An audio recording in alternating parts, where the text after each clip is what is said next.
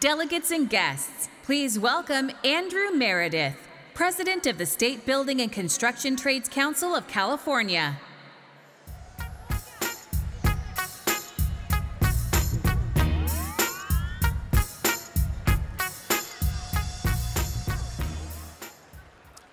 Good afternoon, fellow Democrats.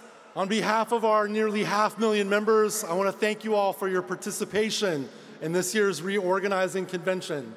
I also want to thank Chairperson Rusty Hicks and the other leaders within the party for their vision and for making sure that that vision includes the interest of working people. Last year when I addressed the convention, I asked delegates to remember that the building trades members are not the enemy of progressive values.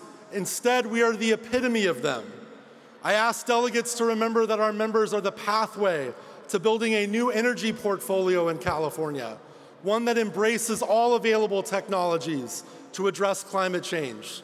Since last year, the State Building Trades has announced some historic project labor agreements on climate-friendly jobs, including the nation's first such agreement for floating offshore wind.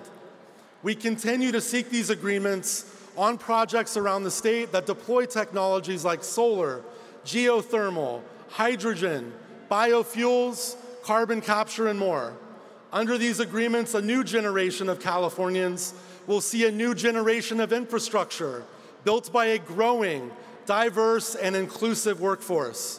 To make the jobs these technologies produce even more inclusive, the State Building Trades has embarked on a historic effort to break down barriers for women seeking to enter our world-class apprenticeship programs. We are making access to childcare easier for these job seekers through legislation and funding opportunities. We are making sure these opportunities are open to all Californians, regardless of race, regardless of gender, sexual orientation, or prior criminal history. Our members are talking to workers in every corner of the state, seeking to unionize anyone that wants the pathway to a better life. That's what drives everyone in the labor movement. While the things we fight for remain relatively unchanged, I want to point out that the face of labor is changing, for sure. There is a new generation of labor taking the reins here in California. While I love a good union fight song from staples like Woody Guthrie, I grew up listening to Tupac and Blink-182.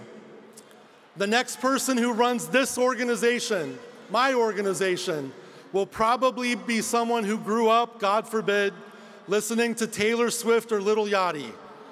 Who knows?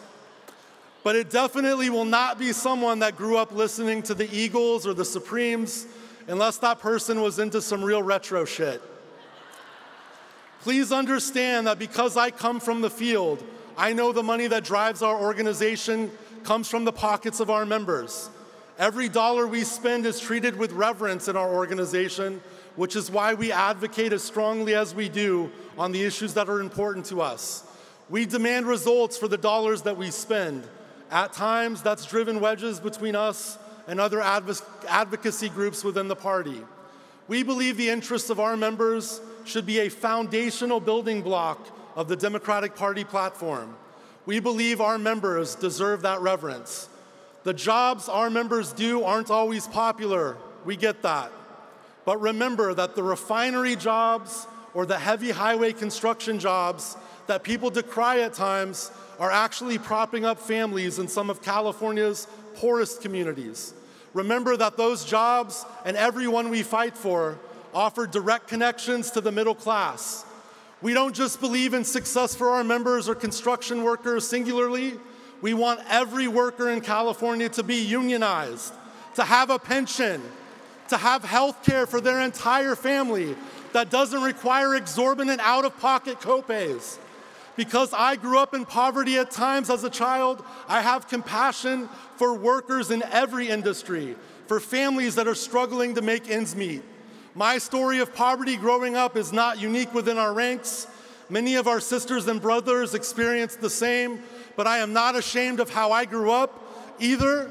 I'm proud of the work that my mother did as a single mom to make me the man, the husband, and the father that I am today. Growing up poor makes serving in a role like this even more meaningful. I hope that everyone understands that.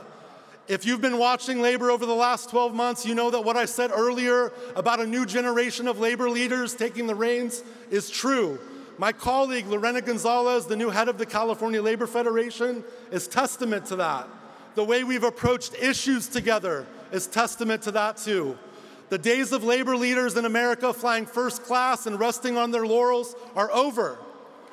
Those of you that know me know that I would rather fly Southwest or drive 6 hours to save my members money than flying first class anyways. My mama raised me right, and my wife holds me accountable.